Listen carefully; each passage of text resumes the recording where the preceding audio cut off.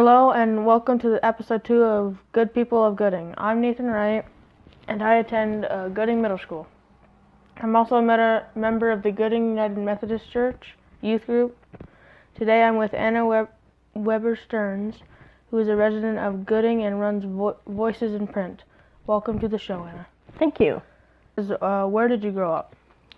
I grew up primarily in Wyoming, but my stepdad was a specialized blaster for a construction company, and so we lived in almost all of the Midwest and Western states as I was growing up. Okay. What was your childhood family like your brothers or your sisters? Well, I was one of 13 siblings, and it was an interesting childhood. Probably not ideal by everyone's standards, but what was good I was grateful for, and what wasn't good made me stronger. Okay. What kind of student were you? I was a good student. I knew that was where I could get my pats on the back and my accolades, so I was pretty much a straight A student. Were you into any sports or school clubs? I was not into sports at all. There's not an athletic bone in my body, but I was in choir and I was in band. I got all-state band my junior year. I was also in the newspaper club.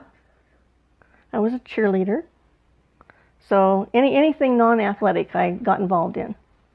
Okay. What were your childhood dreams or aspirations? Oh gosh, I wanted to be a clothing designer.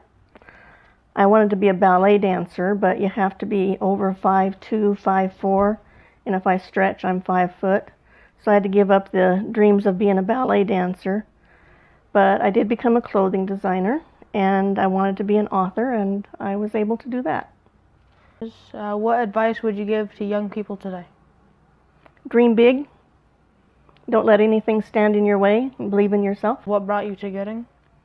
What brought me to Gooding was getting married to a gentleman that I'd known since I was 5 years old. We met in church, and our lives went one direction and another direction, and it was kind of God's idea that we meet up again. And so I told him when I met him I'd never move back to cold country because I lived in Phoenix, Arizona. And he kept bringing me up here, and the more I would come and the more I would meet the people, the more I liked it here. So finally we decided we would move to Gooding. Have you always been interested in publishing books? Not publishing. I've always been interested in books. I was a very avid reader, and my mother taught us to read. My father's idea was that if you could never travel, you could certainly go anywhere in the world by reading. So reading, yes. Publishing, that was kind of out of the peripheral of my mind. What made you decide to go into the publishing business? Well, that's a really interesting question and an interesting answer. I had several other careers. I was a clothing designer. I was a corporate strategist, and I was a life and business coach. And one day God just touched upon my heart that I was to start a publishing company. And I argued with him, and I cried, and I prayed, and I argued. And one day I just finally says, okay, I give up. He had put upon my mind that he'd given me everything that I needed to be able to be successful at it.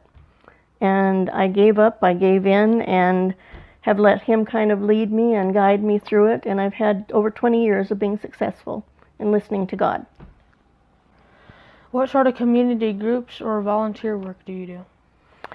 I've been involved with the Rotary Club here and with the Chamber of Commerce and different things in our church and a local quilting group.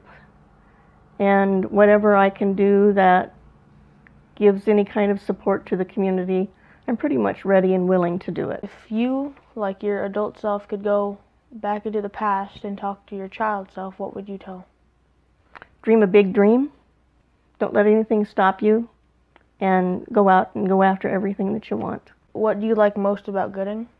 The people I've met here, they're just, most of them have a really big heart, and they're willing to be a part of a community. And I think that there's just an old-fashioned core value that permeates most of the people I've met here. If there was one thing you could change about Gooding, what would it be? Well, if I had a lot of money and a lot of time, I would go buy a lot of paint, and I would paint fences and houses that are in great disrepair. So repair buildings and do stuff for the community, help the community? Well, yes, that, but more particularly the paint. Mm-hmm. My mother had this thing that we painted our house every 2 years, and there was something pristine about that. And she always taught us that you take really good care of what you have because you never know when you're going to be able to replace it. If there's one thing you never want to change about Gooding, what would it be? The people that I love and that love me. What do you want your neighbors to know about you so that they'll better understand you?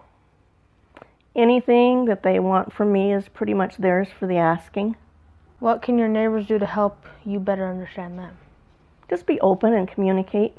Thanks for being on the show. Thank you. Mm-hmm.